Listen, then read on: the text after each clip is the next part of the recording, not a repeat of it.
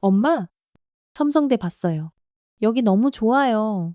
하준이의 목소리가 영상 속에서 들려왔어요. 중학교 2학년. 처음으로 떠난 수학여행. 아들은 경주의 모든 것이 신기한지 연신 휴대폰 카메라를 들이대며 동영상을 보내왔죠. 그 시간 저는 근무를 마치고 피로에 젖은 채 소파에 기대어 아들의 영상을 하나씩 들여다보고 있었습니다. 엄마, 여기 첨성대 앞에 사람들 엄청 많아요. 선생님이 우리 반만 있는 줄 알았는데 다른 학교도 엄청 많이 왔대요. 화면 속 하준이의 뒤로 수많은 관광객이 오가는 모습이 보였어요. 형형색색의 옷을 입은 사람들, 사진을 찍는 사람들, 그리고 제 손가락이 화면 위에서 멈췄습니다. 아, 제 입에서 작은 탄식이 새어나왔어요.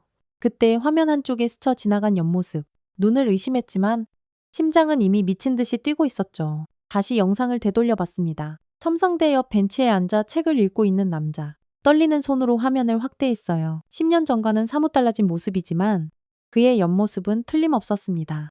그 특유의 자세로 책을 쥐는 방식, 머리를 살짝 기울이는 각도, 도연 씨 목소리가 떨렸어요. 10년 전, 어느 날 갑자기 흔적도 없이 사라져버린 제 남편, 하준이의 아버지가 경주 첨성대 앞 벤치에 앉아 있었습니다. 심장이 정말 터질 듯 뛰었어요. 화면을 터치하는 손이 얼음장처럼 차가워졌고 머릿속은 하얘졌죠. 10년 동안 찾아다니며 실종 신고, 수사 의뢰, 그리고 마침내 법적 사망 선고까지 모든 것이 헛된 일이었단 말인가요?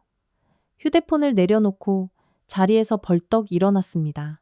머릿속이 새하얘진 채 현관으로 뛰어갔어요. 신발을 신고 가방을 들고 그러다 문득 정신이 들었습니다. 경주까지 어떻게 가야 할지, 그리고 가서 어떻게 해야 할지 아무런 생각이 없었어요.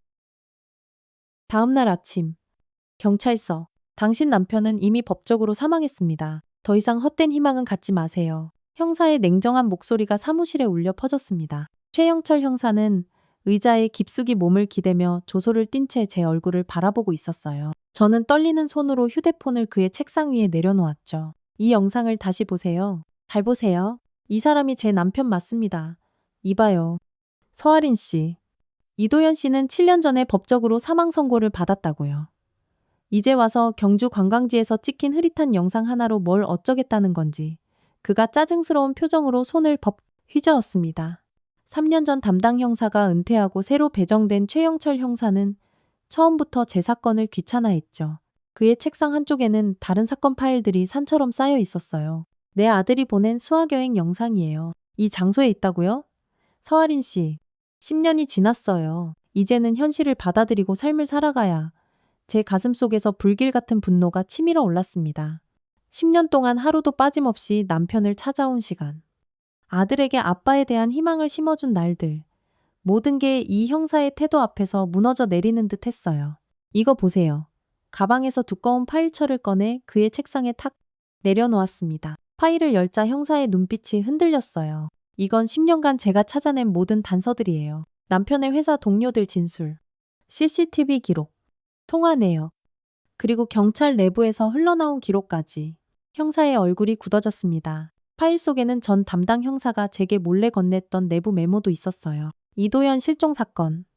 위에서 조용히 처리하라는 지시. 당신이 생각하는 것보다 제가 훨씬 더 많은 것을 알고 있어요. 형사님, 형사는 침을 꿀꺽 삼키며 파일을 훑어봤습니다. 그의 태도가 미묘하게 변했어요. 그러니까 이 영상에서 본 남편은 어디에 있다는 거죠? 경주 첨성대 근처예요. 벤치에 앉아 책을 읽더군요. 형사가 한숨을 내쉬었습니다. 이 일이 공식 수사선에 오르면 위험할 수도 있다는 걸 아시나요?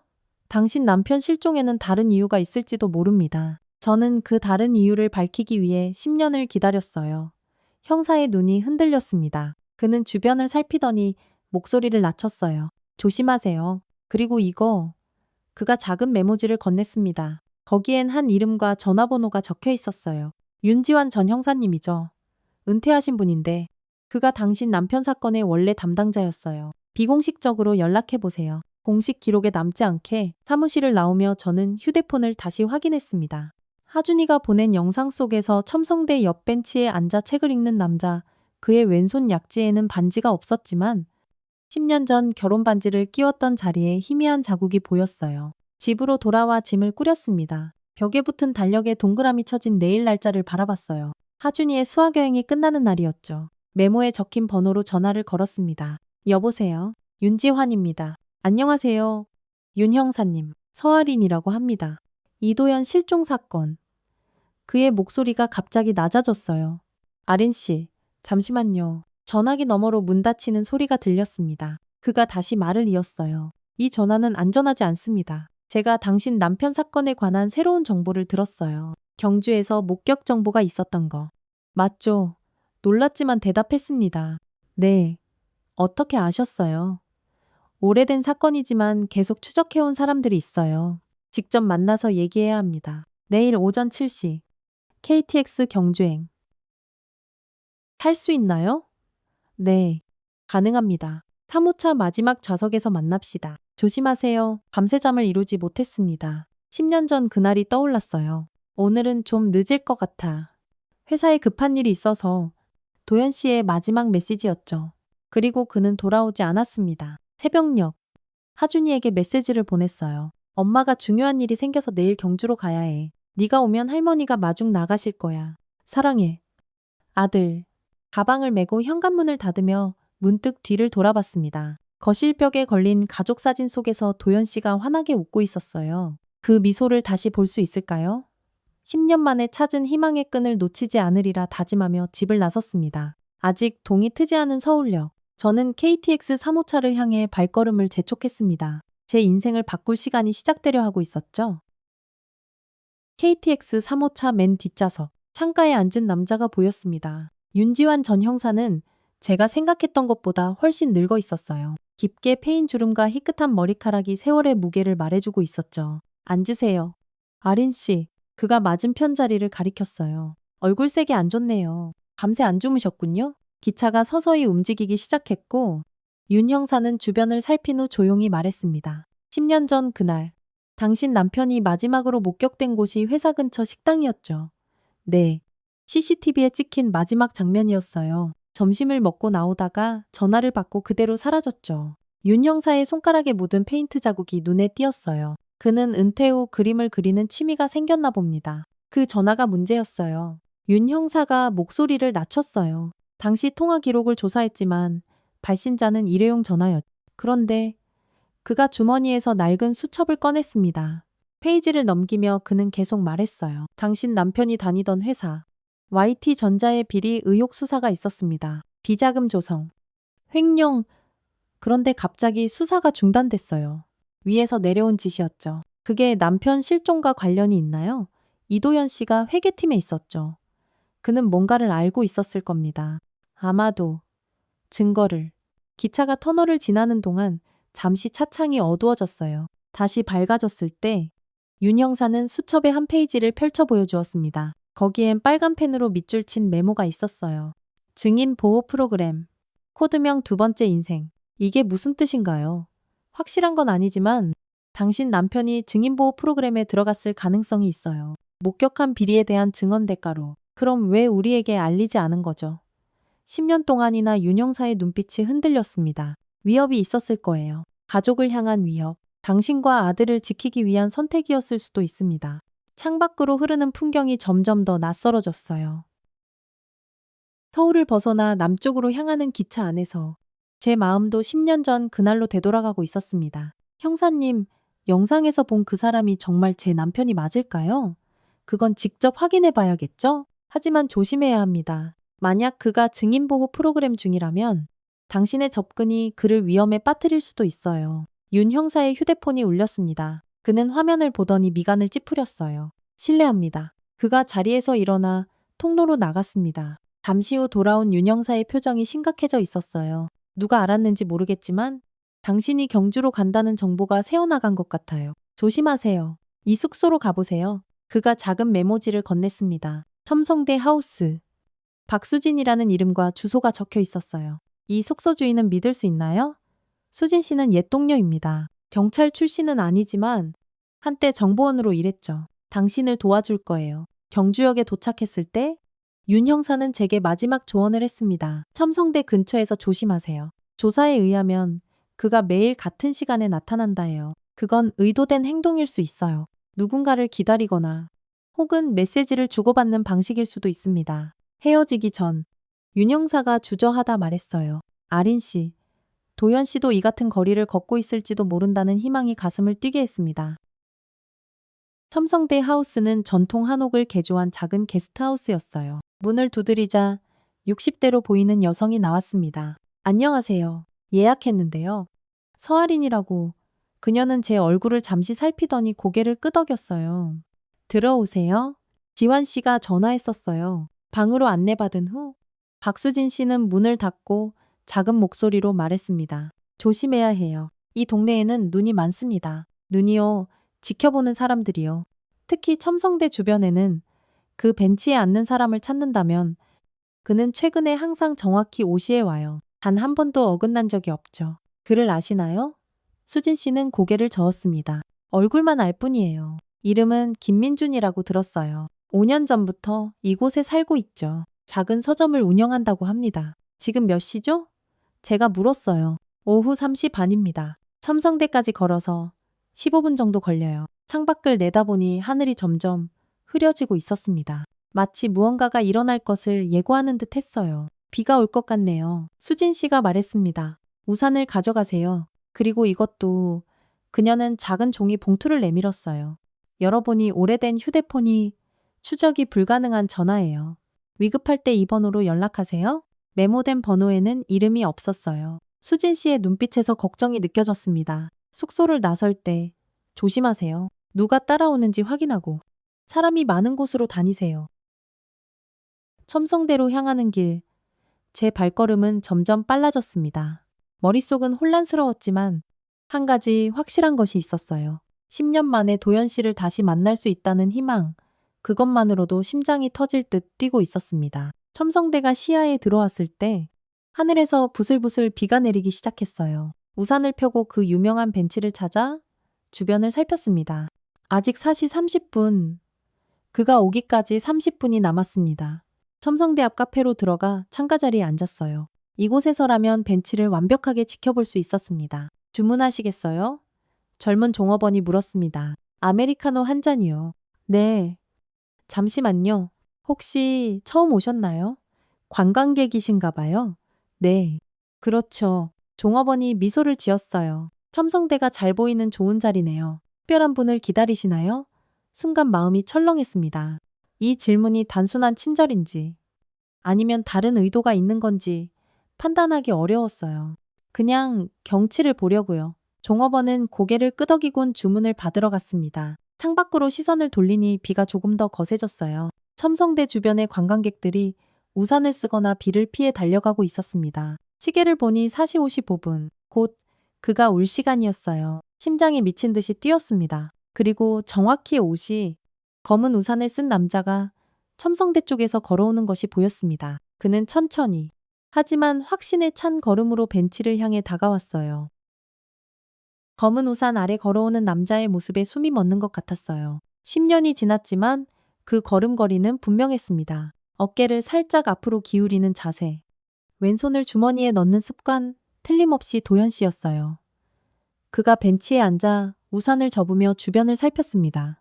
비가 오는데도 그는 여전히 이곳에 나타났군요. 일상적인 패턴이 변하지 않는 걸 보니 이건 단순한 습관이 아니라 의도된 행동임이 분명했어요. 카페 창가에서 저는 그의 모든 움직임을 놓치지 않으려 했습니다. 그가 벤치에 앉아 우산을 접으며 주변을 살폈습니다.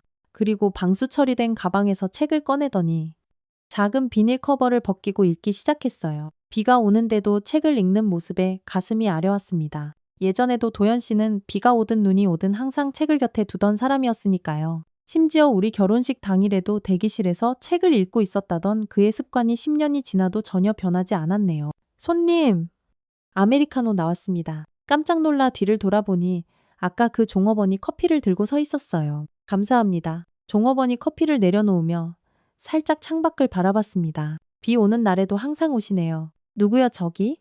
벤치에 앉으신 분이요. 단골 손님인데 요즘 매일 같은 시간에 오세요. 날씨가 어떻든 상관없이 제 호기심이 솟구쳤습니다. 그분을 아세요? 김민준 선생님이라고 해요. 구도심에서 작은 서점을 하시죠. 두 번째 책방이라고 들어보셨나요? 두 번째 인생이라는 윤 형사의 메모가 떠올랐어요. 두 번째 책방, 우연의 일치일까요? 어디에 있는 서점인가요? 여기서 걸어서 15분 정도 고궁 박물관 뒷골목에 있어요. 찾기가 좀 어려운데 작지만 아늑한 곳이죠. 종업원이 말을 이어갔어요. 선생님은 참 조용하신 분이에요. 항상 책을 읽고 계시고, 저기 봐요. 창밖을 가리키는 종업원의 시선을 따라보니 검은 정장을 입은 남자가 첨성대 주변을 서성이고 있었습니다. 그는 가끔씩 도연 씨, 아니, 김민준 씨를 흘끗거리며 전화 통화를 하는 듯 했어요. 저 사람은 누구죠? 종업원이 목소리를 낮췄습니다. 모르겠어요. 하지만 요즘 종종 보여요. 항상 박 선생님. 아니, 김 선생님이 오실 때만 나타나죠. 긴장감이 등을 타고 올라왔어요. 도연 씨는 여전히 누군가의 감시를 받고 있는 걸까요? 혹시 그가 벤치에 앉아있는 이유가 누군가와 접선하기 위해서? 그때 벤치에 앉아있던 도연 씨가 갑자기 책을 덮더니 자리에서 일어났습니다. 그는 우산을 다시 펴고 첨성대 반대편으로 걸어가기 시작했어요. 검은 정장 남자도 곧바로 그의 뒤를 따랐습니다. 가봐야겠네요. 얼마예요? 계산을 마치고 카페를 나왔을 때 도연 씨의 모습은 이미 사라져 있었어요. 비가 더 세차게 내리고 있었지만 그를 놓칠 수는 없었습니다. 우산을 펴고 그가 사라진 방향으로 빠르게 걸었어요. 골목길을 돌아 나오자 멀리서 도연 씨의 검은 우산이 보였습니다. 그리고 약 20m 뒤에서 그를 따라가는 검은 정장 남자도 보였죠. 조심스럽게 그들을 따라가면서 최대한 눈에 띄지 않으려 노력했어요. 고궁 박물관을 지나 좁은 골목길로 들어서는 도연 씨. 그는 잠시 걸음을 멈추고 주변을 살폈습니다. 저는 재빨리 상점 처마 아래로 몸을 숨겼어요. 그가 다시 걷기 시작했고 검은 정장 남자도 그를 따랐습니다. 몇 분 후 도연 씨는 작은 간판이 달린 건물 앞에 멈춰 섰어요. 두 번째 책방이라고 쓰인 소박한 나무 간판이었습니다. 그가 문을 열고 들어가자 검은 정장 남자는 맞은편 카페로 들어갔어요. 잠시 망설이다가 저도 그 카페로 향했습니다. 안으로 들어가 창가 자리에 앉으니 서점 입구가 정면으로 보였어요. 검은 정장 남자는 구석 자리에 앉아 휴대폰을 만지작거리고 있었습니다. 주문하시겠어요? 아, 녹차 한 잔이요. 창밖으로 서점을 바라보며 생각에 잠겼습니다. 이제 어떻게 해야 할까요? 그냥 들어가서 그를 만나야 할까요? 하지만 그러면 도연 씨가 위험해질 수도 있어요. 윤 형사의 경고가 떠올랐습니다. 1시간가량 지켜봤지만 서점에서는 아무런 움직임이 없었어요. 검은 정장 남자는 여전히 카페에 앉아 있었고 간간히 전화 통화를 하는 듯 했습니다. 해가 지기 시작했고 비는 더 세차게 내렸어요. 카페 창문에 맺힌 빗방울 사이로 서점의 불빛이 따뜻하게 비춰왔습니다. 그때 서점 문이 열리고 도연 씨가 나왔어요. 그는 문을 잠그더니 다시 우산을 펴고 걷기 시작했습니다. 검은 정장 남자도 재빨리 카페를 나섰어요. 저도 서둘러 계산을 마치고 따라 나갔습니다. 비 오는 골목길. 세 사람의 그림자가 나란히 이어졌어요. 도연 씨, 검은 정장 남자, 그리고 저, 이상한 행렬이었죠. 도연 씨는 몇 개의 골목을 더 지나 작은 아파트 단지 앞에 멈춰 섰습니다. 그가 현관문을 열고 들어가자 검은 정장 남자는 길 건너편에서 담배를 꺼내 물었어요. 주변을 살피다 작은 포장마차를 발견했습니다. 그곳에 앉아 따뜻한 어묵 국물을 시켰어요. 이 위치에서 아파트 입구와 검은 정장 남자 모두를 볼 수 있었죠. 여기 처음 보는 얼굴인데요. 포장마차 아주머니가 말을 걸었습니다. 네, 여행 왔어요. 이런 골목길까지 관광객이 오는 건 드문데 누구 찾아오신 거예요? 그냥 지인이요. 아주머니는 제 시선이 향한 곳을 바라봤어요. 아, 저 아파트 말이에요. 거기 사는 분들 다 알지? 누구 찾으세요? 망설이다가 물었습니다. 혹시 김민준이라는 분 아세요? 아주머니의 표정이 미묘하게 변했어요. 김 선생님 알지? 참 조용한 분이야. 5년 전에 여기 와서 서점 열었지. 혼자 사는 것 같은데? 그녀가 목소리를 낮췄습니다. 근데 참 이상한 일이 많아. 가끔 밤중에 검은 차가 와서 그분을 태우고 가기도 하고, 그리고 저기, 저 양복 입은 사람 보여. 요즘 자주 보이는 사람이야. 심장이 쿵쿵 뛰기 시작했어요. 그 검은 차는 어떤 차인가요? 모르지? 번호판도 안 보여. 창문도 까맣게 선팅돼 있고, 어묵 국물을 마시며 생각에 잠겼습니다. 도연 씨는 분명 무언가에 연루되어 있었어요. 그리고 여전히 누군가의 감시를 받고 있었죠. 저녁 8시쯤 갑자기 검은 승용차 한 대가 아파트 앞에 멈춰 섰습니다. 검은 정장 남자가 담배를 버리고 차량을 주시했어요. 차 문이 열리고 양복을 입은 중년 남성이 내렸습니다. 그는 아파트로 들어갔고 약 20분 후 도연 씨와 함께 나왔어요. 두 사람은 차에 올라탔고 차는 곧바로 출발했습니다. 검은 정장 남자도 어디론가 전화를 하더니 이내 택시를 잡아탔어요. 너무 급작스러운 상황에 당황했습니다. 그들을 쫓아가야 할까요? 하지만 어떻게 택시를 잡으려 했지만 비 오는 늦은 저녁 이 한적한 동네에서 택시를 찾기란 쉽지 않았어요. 그때 포장마차 아주머니가 손을 흔들었습니다. 저기요? 혹시 이거 찾아요. 그녀의 손에는 작은 책이 들려 있었어요. 방금 그 차가 떠날 때 떨어졌어요. 누가 일부러 버린 것 같기도 하고 책을 받아들고 표지를 봤습니다. 별을 보는 마음이라는 제목이었어요. 책을 펼치자 첫 페이지에 작은 글씨로 메모가 적혀 있었습니다. 위험해. 나를 따라오지 마.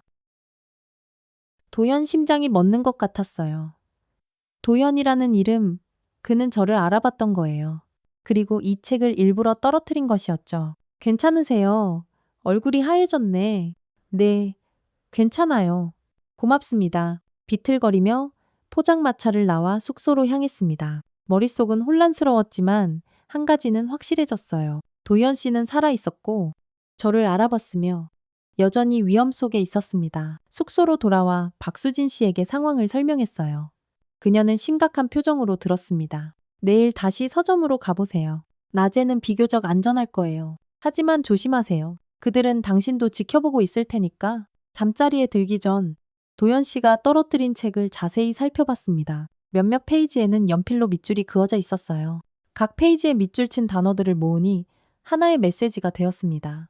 내일, 서점, 11시, 뒷문, 혼자. 메시지를 발견한 순간 창문 밖에서 희미한 불빛이 보였어요. 커튼 사이로 살짝 밖을 내다보니 길 건너편에 주차된 차 안에 누군가 앉아 있었습니다. 숙소를 감시하고 있는 건가요? 수진 씨가 준 안전한 전화기로 윤 형사에게 문자를 보냈습니다. 그를 만났습니다. 내일 서점에서 만나기로 했어요. 하지만 누군가 저를 감시하고 있는 것 같습니다. 잠시 후 답장이 왔어요. 조심하세요. 내일 서점 근처에 있겠습니다. 신호가 필요하면 우산을 들고 나오세요. 창밖의 어둠 속에서 비는 계속 내리고 있었습니다. 내일 모든 것이 밝혀질까요? 10년 만에 도연 씨를 직접 만나게 될 거라는 생각에 가슴이 떨렸어요. 하지만 동시에 두려움도 몰려왔습니다. 그가 떨어뜨린 책에 적힌 경고, 위험해. 나를 따라오지 마. 무슨 일이 일어나고 있는 걸까요? 내일이면 알게 될까요? 아침이 밝았지만 여전히 하늘은 흐렸습니다. 창가에 서서 밖을 내다보니 어젯밤 감시하던 차는 사라져 있었어요. 시계는 9시를 가리키고 있었습니다. 아침 드셔야죠. 박수진 씨가 따뜻한 차와 함께 식사를 내왔어요. 어젯밤에 차가 있었어요. 누군가 지켜보고 있었던 것 같아요. 수진 씨는 고개를 끄덕였습니다. 알아요. 새벽 4시쯤 떠났더군요. 오늘 서점에 가신다면서요?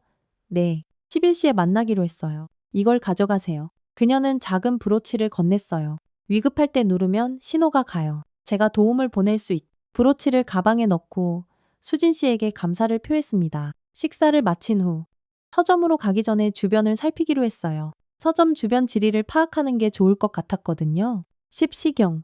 어제 갔던 경로를 따라 서점 근처에 도착했습니다. 낮에 보니 두 번째 책방은 더 소박하고 아늑해 보였어요. 간판은 오래되었지만 정성스럽게 관리된 느낌이었죠. 창문으로는 책장들이 보였고 상점은 아직 문을 열지 않은 듯 했습니다. 서점 주변을 한 바퀴 돌아보니 뒤편에 작은 골목이 있었어요. 그곳에는 작은 문이 하나 있었는데 아마도 도연 씨가 말했던 뒷문인 것 같았습니다. 도로 건너편 카페에 자리 잡고 서점을 지켜봤어요. 10시 30분. 드디어 서점 앞문이 열렸고 도연 씨가 나와 문 앞을 쓸기 시작했습니다. 그의 평범한 일상의 모습을 보니 눈물이 왈칵 났어요. 10년이라는 시간 동안 그는 이렇게 살아왔던 거군요. 10시 45분. 결심을 하고 카페를 나섰습니다. 아직 15분이 남았지만 더 이상 기다릴 수 없었어요. 서점 뒷골목으로 돌아가 그 작은 문 앞에 섰습니다. 손을 들어 문을 두드리려다 머뭇거렸어요. 심장이 정말 미친 듯이 뛰었습니다. 깊게 숨을 들이쉬고 문을 두드렸어요. 잠시 후 문이 살짝 열렸고 도연 씨의 놀란 얼굴이 보였습니다. 들어와요. 빨리 그가 문을 열어주자 좁은 창고 같은 공간으로 들어갔어요. 책들이 쌓여 있고 작은 책상과 의자가 놓인 아담한 공간이었습니다. 문이 닫히자마자 우리는 서로를 바라봤어요. 10년 만에 재회, 시간이 멈춘 듯 했습니다. 그의 얼굴에는 주름이 더 깊어졌고 머리카락은 희끗해져 있었지만 그 눈빛만은 제가 사랑했던 도연 씨 그대로였어요. 아린 씨? 그의 목소리가 떨렸습니다. 말로 표현할 수 없는 감정이 제 안에서 폭발했어요. 울컥 솟구치는 눈물을 참을 수 없었습니다. 10년의 기다림, 외로움, 그리움이 한꺼번에 밀려왔어요. 도연 씨, 제 목소리는 흐느낌으로 갈라졌습니다. 정말, 정말 당신이 맞아요. 저도 모르게 한 걸음 다가가 그의 얼굴을 손으로 만졌어요. 차갑지도 뜨겁지도 않은 생생한 온기가 느껴졌습니다. 환상이 아니었어요. 정말 살아있었던 거예요. 도연 씨의 눈에서도 눈물이 흘러내렸습니다. 그는 저의 손을 잡아 꼭 쥐었어요. 아린 씨, 왜 왔어요? 내 메시지 못 받았어요. 위험하다고. 그의 말과 달리 손은 저를 놓지 않았어요. 봤어요. 하지만 어떻게 그냥 돌아갈 수 있겠어요. 10년이에요. 도연 씨, 10년 동안 매일 밤 당신을 찾아다녔어요. 매일 밤 하준이에게 아빠는 반드시 돌아온다고 약속했어요. 그의 눈에 복잡한 감정이 스쳐 지나갔습니다. 죄책감, 그리움, 두려움이 뒤섞인 눈빛. 그는 한숨을 쉬더니 떨리는 손으로 저를 조심스럽게 안았어요. 너무나 오랜만에 느껴보는 그의 품은 여전히 편안했습니다. 시간이 거꾸로 흐른 것만 같았어요. 이런 식으로 다시 만나게 될 줄은 몰랐어요. 당신을 다시 볼 수 있을 거라는 희망조차 그가 속삭였어요.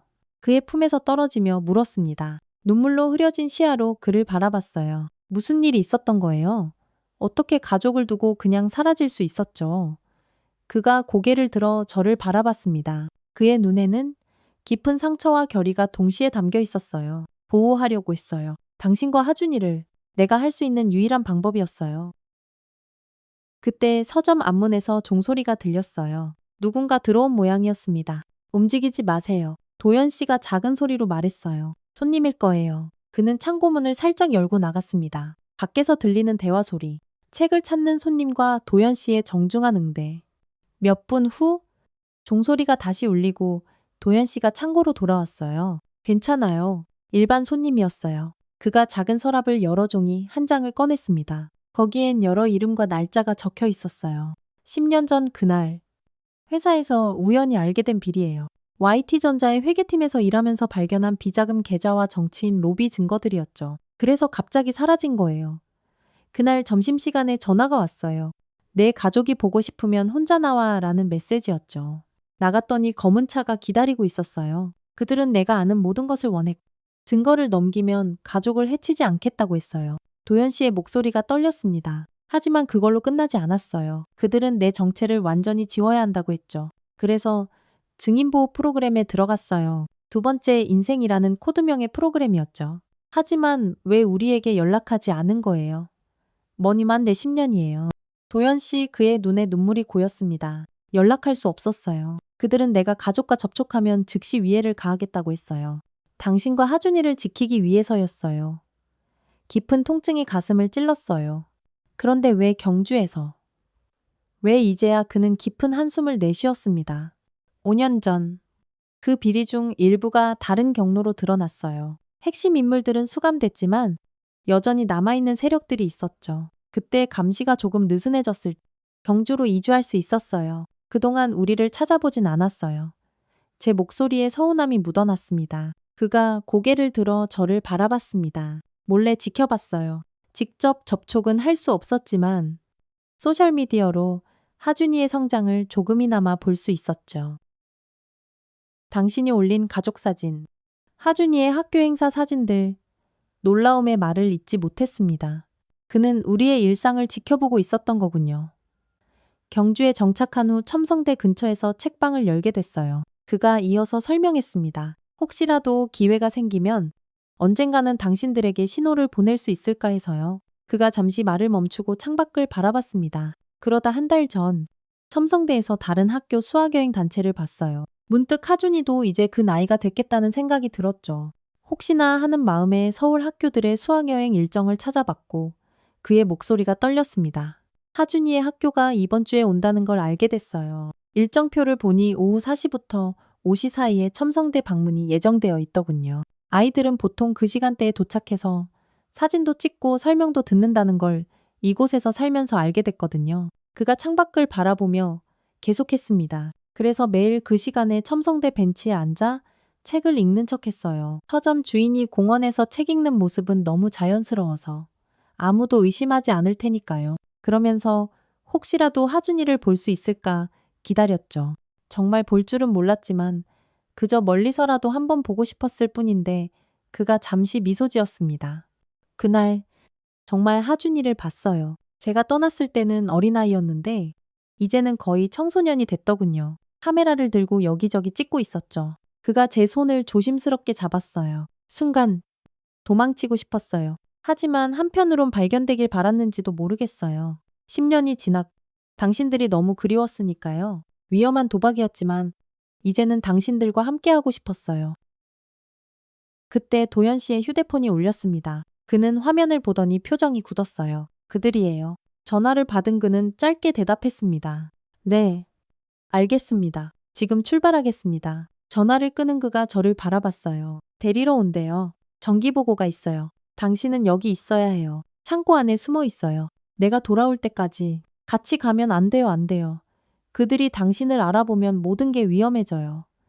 그가 서랍에서 작은 열쇠를 꺼내 저에게 건넸습니다. 이건 제 아파트 열쇠예요. 주소는 여기 적어둘게요. 만약 내가 3시까지 돌아오지 않으면 아파트로 가서 침대 밑바닥을 보세요. 거기 모든 증거가 있어요.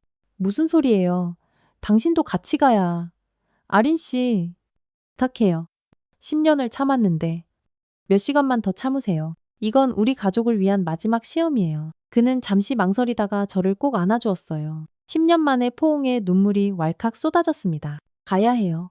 누가 뒷문을 감시할지 몰라요. 그들이 떠난 후에 조심히 나가세요. 도연 씨는 창고를 나가 앞문으로 서점을 빠져나갔어요. 저는 떨리는 마음으로 창고 구석에 앉아 기다렸습니다. 약 15분 후 서점 앞에 차가 도착하는 소리가 들렸어요. 창고의 작은 창문으로 조심스럽게 밖을 내다보니 검은 세단이 서점 앞에 서 있었습니다. 도연 씨가 차에 오르고 하는 곳 출발했어요. 30분 정도 더 기다린 후 조심스럽게 창고를 나왔습니다. 서점은 비어 있었고 도연 씨는 서둘러 나가느라 문도 잠그지 않은 것 같았어요. 서점을 둘러보니 책장들이 정갈하게 정리되어 있었습니다. 마치 그의 성격을 닮은 듯 했어요. 계산대 위에는 사진 한 장이 놓여 있었는데 가슴이 철렁했습니다. 우리 가족 사진이었어요.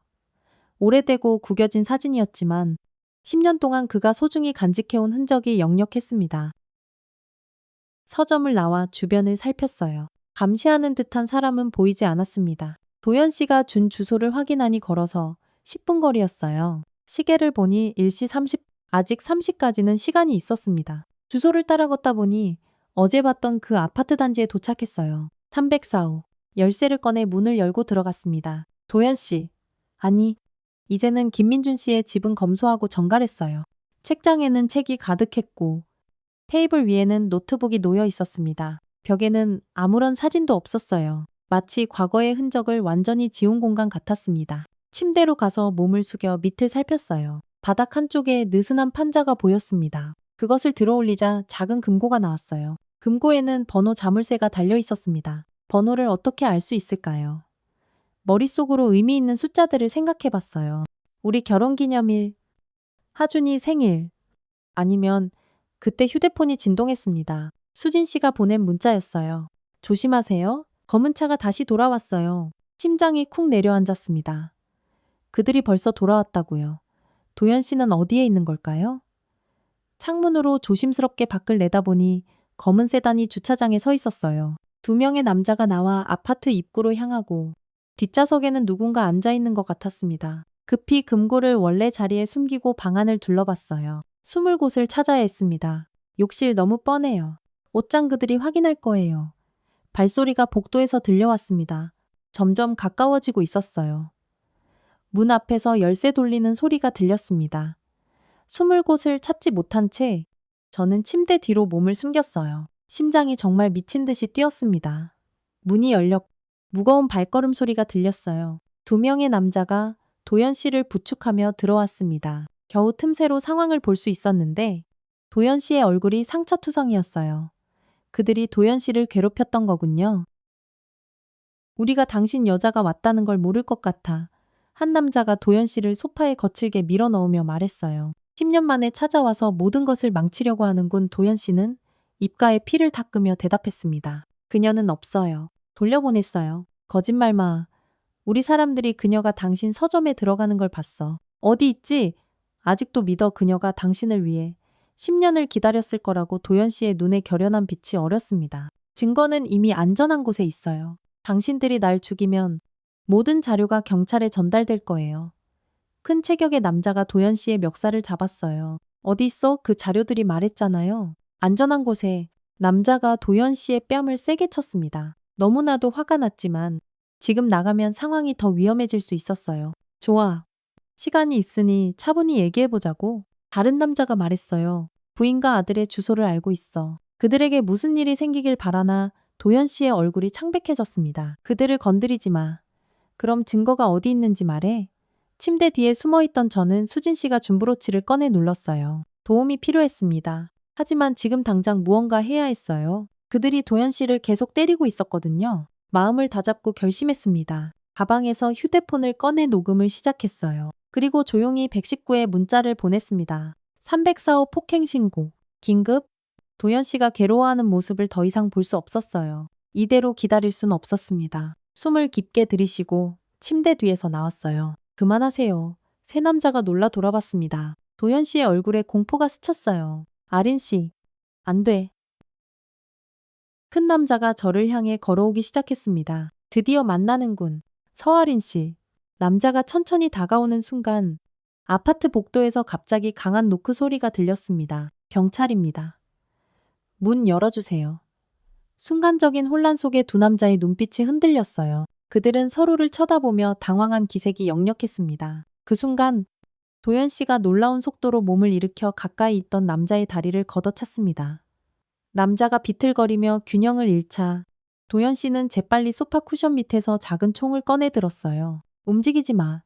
도연 씨의 목소리가 단호하게 울렸습니다. 그의 손은 떨리지 않았고 눈빛은 이전과 완전히 달랐어요. 마치 다른 사람이 된 것 같았죠. 밖에서는 계속해서 문을 두드리는 소리가 들렸습니다. 문 열어요. 아니면 강제 진입하겠습니다. 도연 씨가 저를 향해 고개를 끄덕였어요. 아린 씨, 문 열어줘요. 제가 문으로 다가가 열자 윤지환 전 형사와 2명의 경찰관이 서 있었습니다. 괜찮으세요? 윤 형사가 걱정스러운 표정으로 물었어요. 네. 하지만 빨리요. 경찰관들이 재빨리 안으로 들어와 상황을 파악했습니다. 한 명은 두 남자에게 다가가 총을 겨누었고 다른 한 명은 도연 씨에게 총을 내려놓으라고 지시했어요. 내려놓으세요. 서서히 도연 씨는 천천히 총을 바닥에 내려놓았습니다. 윤 형사가 앞으로 나섰어요. 김민준. 아니, 이도연 씨군요. 오래 찾았습니다. 도연 씨의 표정이 복잡해졌어요. 윤 형사님, 어떻게 알고 오셨죠?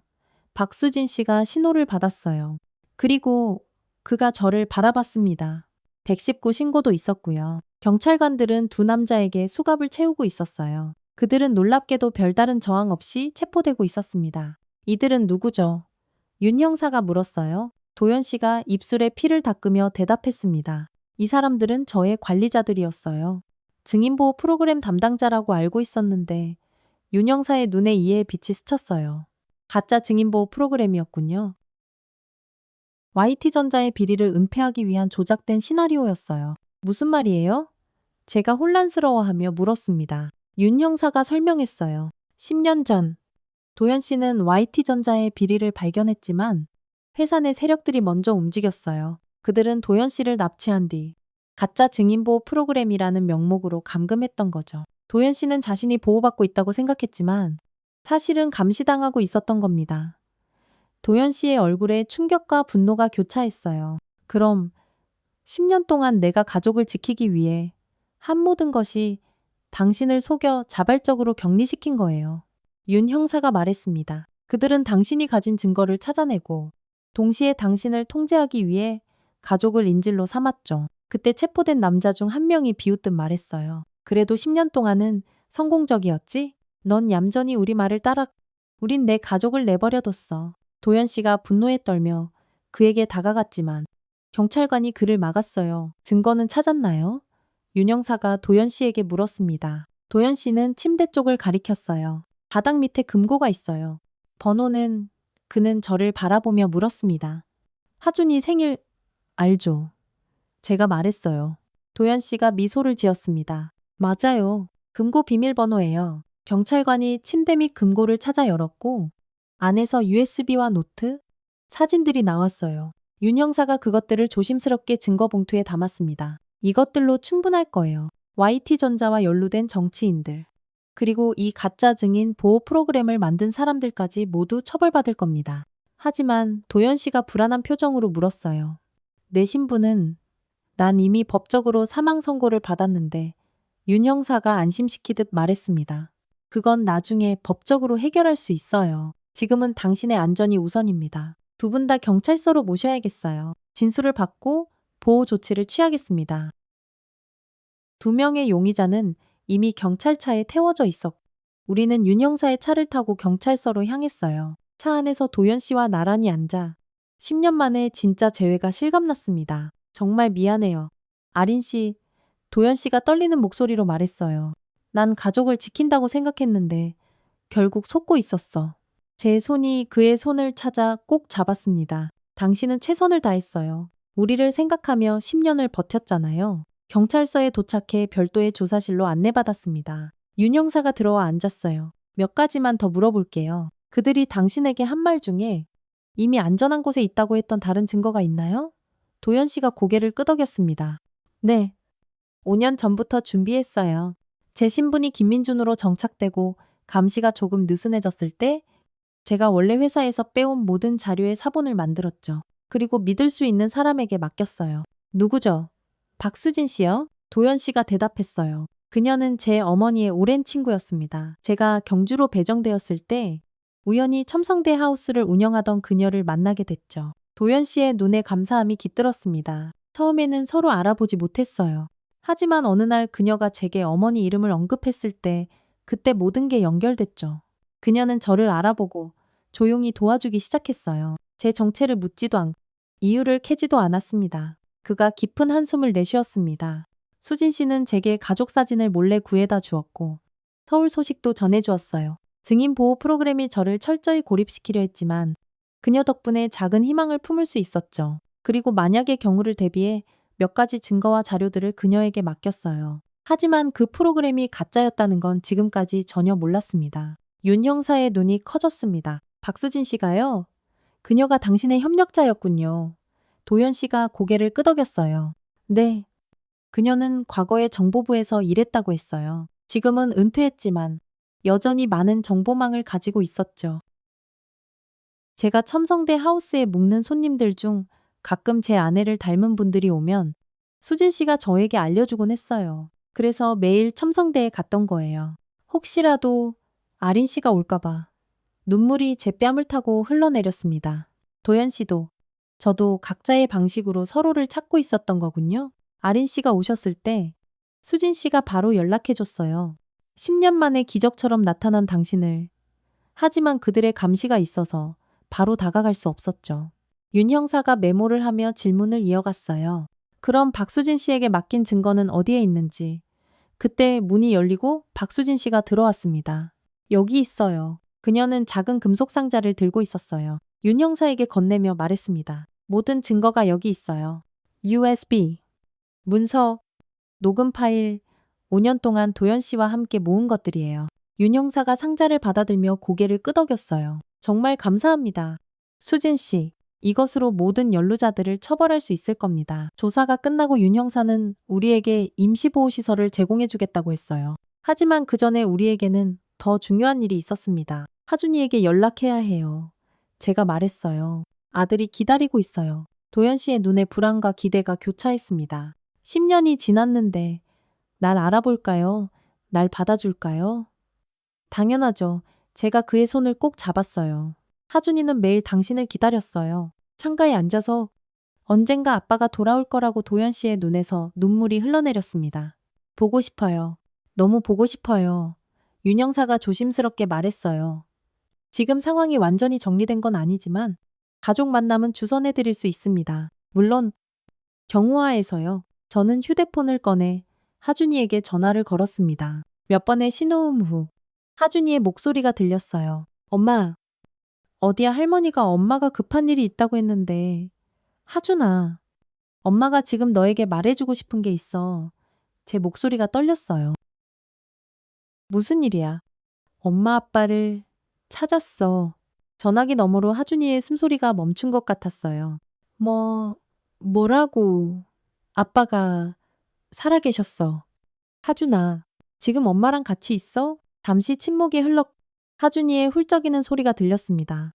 정말 진짜야. 도현 씨가 제게 손을 내밀었어요.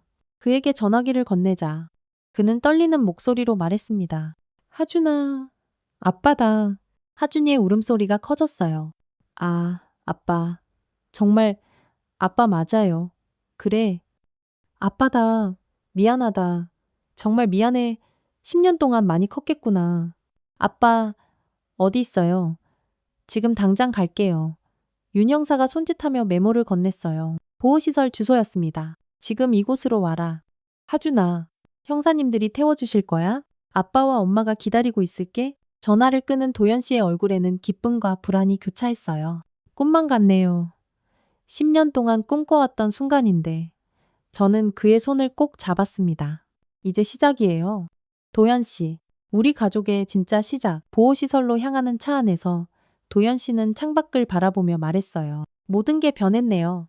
10년이라는 시간이 우리 마음은 변하지 않았어요. 제가 대답했습니다. 당신을 향한 우리의 사랑은 그가 제 손을 꼭 잡았어요. 그의 따뜻한 온기가 10년의 시간을 뛰어넘어 제게 전해졌습니다. 보호시설에 도착하자 윤 형사가 간단한 안내를 해주었어요. 당분간 여기서 지내셔야 합니다. 사건이 완전히 해결될 때까지요. 하준 군은 곧 경찰의 호위로 도착할 겁니다. 도연 씨와 저는 작은 거실이 있는 아파트에 안내되었어요. 그는 창가에 서서 밖을 내다보며 기다렸습니다. 마치 시간이 멈춘 것 같은 순간이었어요.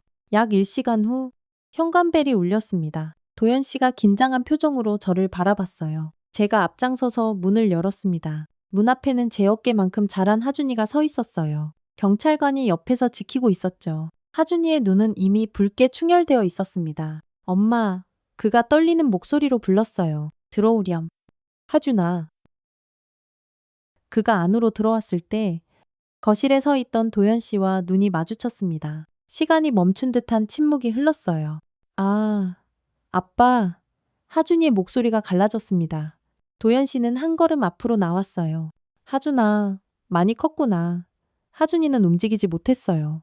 그저 도연 씨를 바라보며 눈물만 흘렸습니다. 왜 이제 왔어요? 왜 10년 동안 도연 씨가 천천히 다가가 하준이의 어깨에 손을 얹었어요. 미안하다. 정말 미안해. 하준아. 하준이는 잠시 떨리더니 갑자기 도연 씨를 밀쳤어요. 10년이에요. 10년 동안 엄마는 매일 울었어요. 나는 아빠가 살아있는지 죽었는지도 몰랐다고요. 분노와 혼란, 그리고 슬픔이 하준이의 얼굴에 가득했습니다. 도연 씨는 아무 말도 하지 못한 채 그저 하준이를 바라봤어요. 미안하다. 내가 너희를 지키려고 필요 없었어요. 하준이가 소리쳤어요. 우리는 그냥 아빠가 필요했다고요.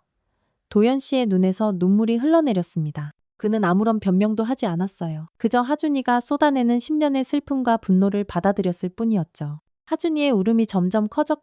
마침내 그는 도연 씨의 품에 안겼어요. 아버지와 아들이 오랜 시간 끌어안고 울었습니다. 저도 그들에게 다가가 함께 안겼어요. 10년이라는 시간의 벽을 넘어 우리 가족은 마침내 하나가 되었습니다.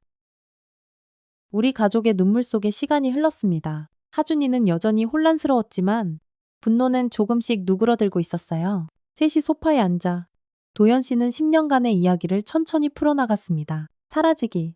일주일 전 회사에서 중요한 자료를 발견했어요. YT전자가 정치인들에게 건넨 뇌물 증거였죠. 그날은 점심시간에 전화가 왔어요. 도연 씨의 목소리가 떨렸습니다. 당신과 하준이가 학교 앞에서 찍힌 사진을 보내왔어요. 협박이었죠.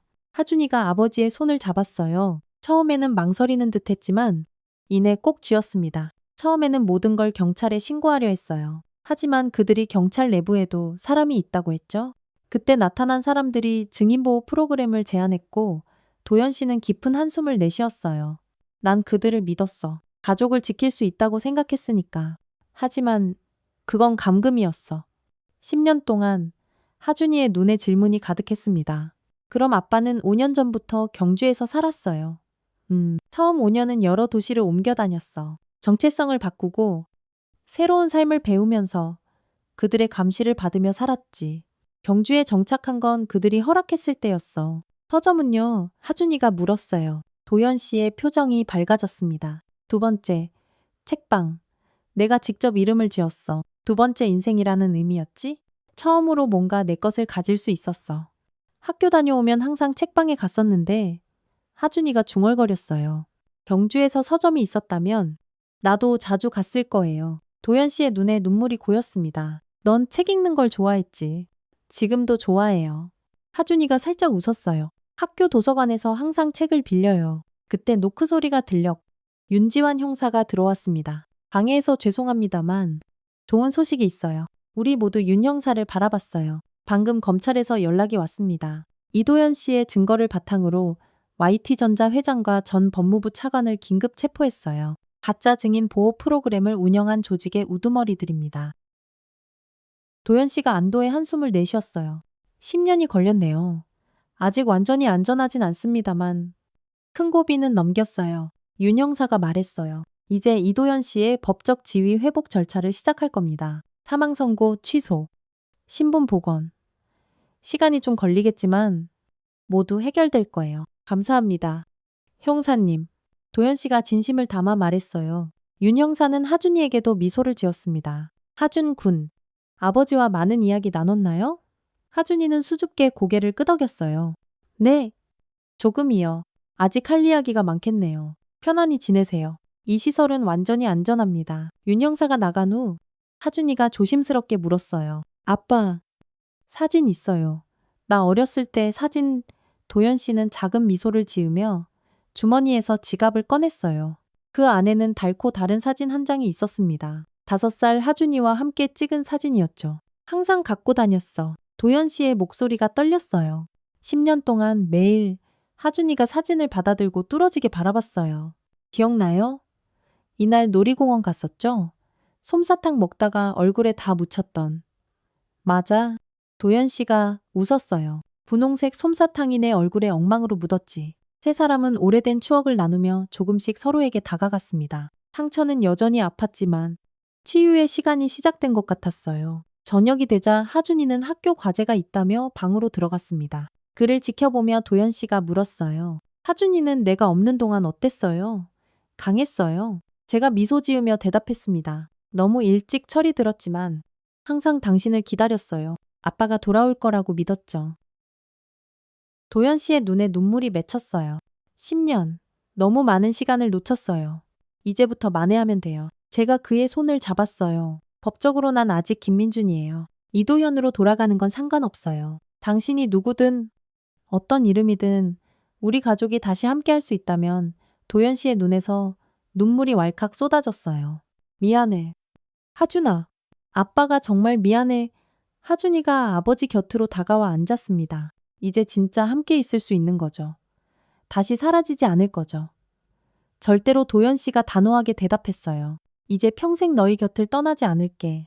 그날 밤 우리 셋은 같은 공간에서 10년 만에 첫 밤을 보냈습니다. 아직 많은 이야기가 남아있었고 치유해야 할 상처도 많았지만 함께 있다는 것만으로도 충분했어요. 다음 날 아침 윤 형사가 다시 찾아왔습니다. 좋은 소식이 또 있습니다. 검찰에서 이도연 씨에 대한 특별 증인 보호 명령을 받아냈어요. 이제 공식적인 국가보호 아래 있게 됩니다. 그럼 집에 돌아갈 수 있나요? 제가 희망에 차서 물었어요.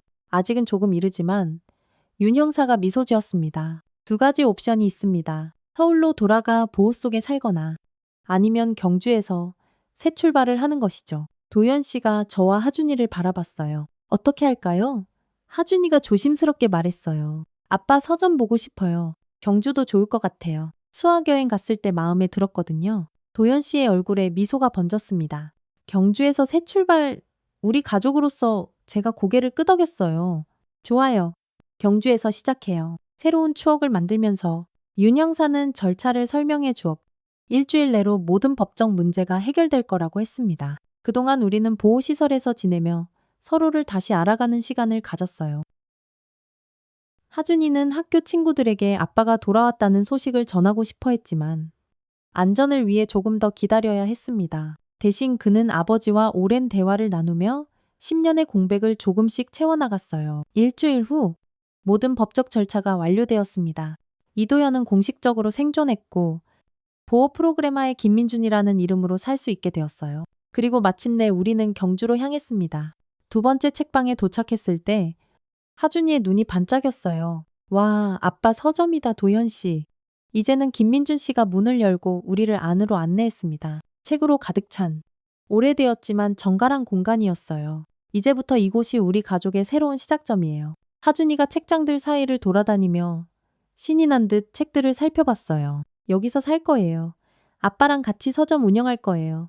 그래, 이제 가족 서점이 되는 거야. 저녁이 되자 민준 씨는 우리를 자신의 아파트로 데려갔습니다. 작지만 포근한 공간이었어요. 그는 창문을 열고 밖을 내다봤습니다. 저기 첨성대가 보여요. 매일 저 벤치에 앉아 책을 읽었어요. 혹시 당신이 나타날까봐. 제가 그의 곁으로 다가가 손을 잡았어요. 이제 더 이상 혼자 앉지 않아도 돼요. 하준이도 다가와 우리 사이에 섰습니다. 민준 씨가 아들의 어깨를 감싸 안았어요. 어떻게 이렇게 훌쩍 컸지? 내 기억 속 너는 항상 5살이었는데 이제 15살이에요. 아빠! 하준이가 웃었어요. 그리고 이제 책 읽는 것도 훨씬 잘해요. 그럼 내일부터 서점 일 도와줄래? 민준 씨가 장난스럽게 물었어요. 당연하죠. 그날 밤 새로운 집에서 처음으로 함께 저녁을 먹으며 우리는 조금씩 가족이 되어가고 있었습니다. 상처는 여전히 있었지만 치유의 시간이 흐르고 있었어요. 잠들기 전 민준 씨가 조용히 제게 말했습니다. 가끔은 꿈만 같아요. 10년 동안 날마다 이 순간을 꿈꿨는데 더 이상 꿈이 아니에요. 제가 그의 손을 잡았어요. 이제 현실이에요. 창밖으로 첨성대가 달빛 아래 희미하게 빛나고 있었습니다. 시간을 새기는 돌탑. 천년을 넘어 그곳에 서 있는 모습이 우리 가족처럼 느껴졌어요. 흩어졌다가도 결국은 다시 하나가 되는 그런 운명처럼 민준 씨의 팔이 제 어깨를 감쌌습니다. 고마워요. 아린 씨, 포기하지 않고 날 찾아줘서. 당신도 고마워요. 우리를 잊지 않아서. 10년의 기다림 끝에 우리 가족은 마침내 새로운 시작을 맞이했습니다. 그리고 그것은 경주로 수학여행 간 아들이 보낸 동영상 속에서 시작된 기적이었어요. 경주의 봄은 유난히 아름다웠습니다. 두 번째 책방의 창문으로 스며드는 햇살이 책장을 따스하게 비추고 있었어요. 6개월이 지났지만 아직도 매일 아침 눈을 뜰 때마다 꿈이 아닌지 확인하게 됩니다. 아침부터 손님이 많네요. 제가 계산대에 앉아있는 민준 씨에게 커피를 건네며 말했어요. 요즘 관광객들이 많아졌어. 특히 저 단체 손님들은 매주 오는 것 같아. 그는 창밖을 바라봤습니다. 첨성대를 배경으로 사진을 찍는 학생들이 보였어요. 마치 6개월 전 하준이가 그랬던 것처럼 민준 씨는 이제 완전히 다른 사람이 되었습니다. 10년의 그림자에서 벗어나 환하게 웃는 모습이 제겐 여전히 신기했어요. 그리고 그 미소가 하준이에게 고스란히 유전되었다는 사실도 새삼 발견하게 되었죠. 아빠? 이 책 어디에 꽂아요? 하준이가 서가 사이에서 소리쳤어요.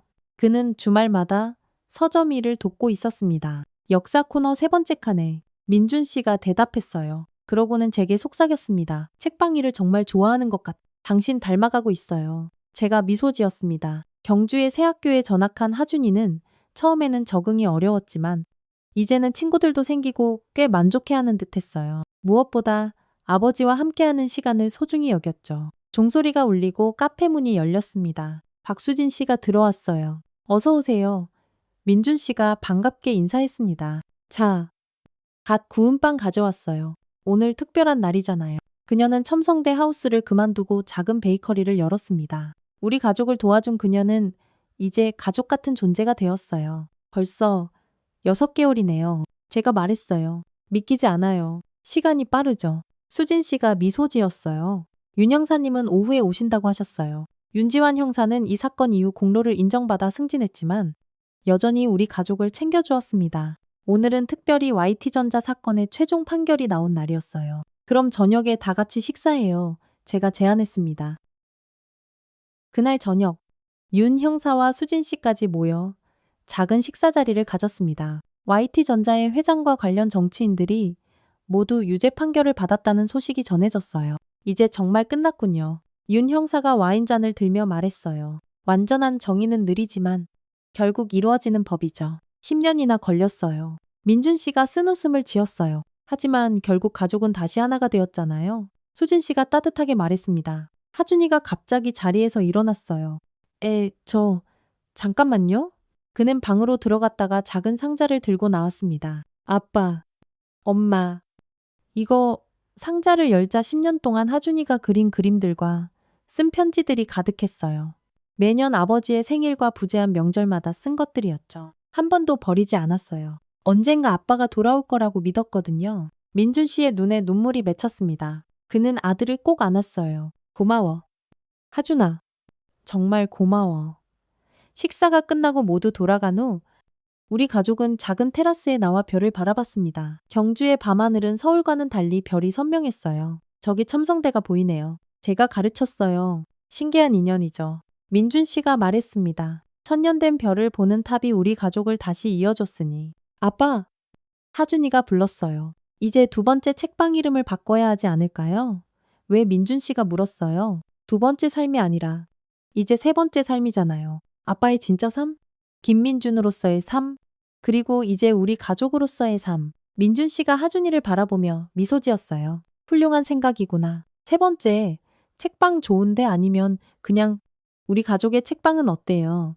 제가 제안했어요. 그게 좋겠네요. 민준 씨가 고개를 끄덕였어요. 결국 책방도, 삶도 모두 가족이 있어야 의미가 있으니까. 밤이 깊어가는 동안 우리 세 사람은 별을 세며 이야기를 나눴습니다. 잃어버린 10년의 시간은 돌아오지 않지만 앞으로의 시간은 우리의 것이었어요. 경주의 첨성대처럼 시간은 흐르지만 우리 가족의 연결은 영원할 거라고 믿었습니다. 마침내 찾은 서로를 다시는 놓치지 않을 거예요. 다음날 아침 서점 간판이 새롭게 바뀌었습니다. 우리 가족의 책방이라는 글씨가 따스한 햇살 아래 빛나고 있었어요. 하준이가 새 간판을 자랑스럽게 바라보며 말했습니다. 이제 진짜 시작이네요. 민준 씨와 제가 그의 양쪽에서 손을 잡았어요. 그래? 이게 우리 가족 이야기의 진짜 시작이야. 첨성대를 향해 걸어가는 세 사람의 모습이 봄 햇살 아래 길게 드리워졌습니다.